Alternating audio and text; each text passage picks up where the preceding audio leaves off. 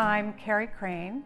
I currently live in Boylston and have a studio in Clinton, Massachusetts. I've been working in the Worcester area as an artist for probably close to 30 years.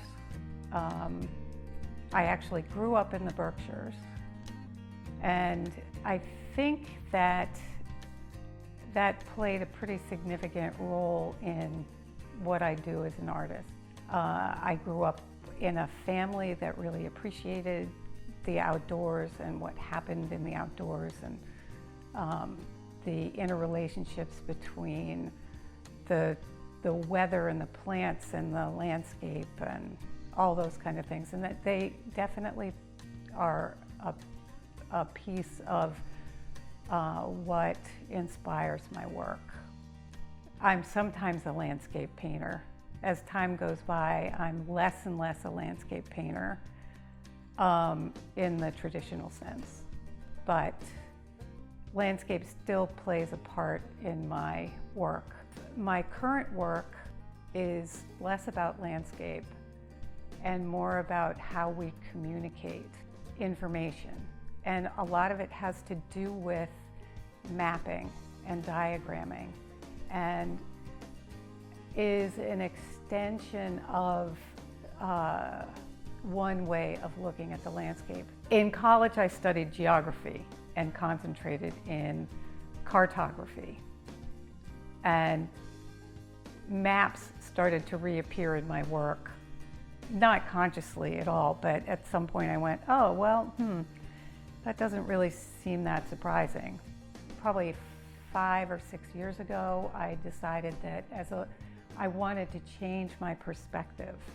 I changed from that landscape view to an aerial perspective, and I started painting on transparent material, and I started to work with layers and the buildup of shadows as part of the work, and really got away from that two-dimensional horizontal horizon line perspective.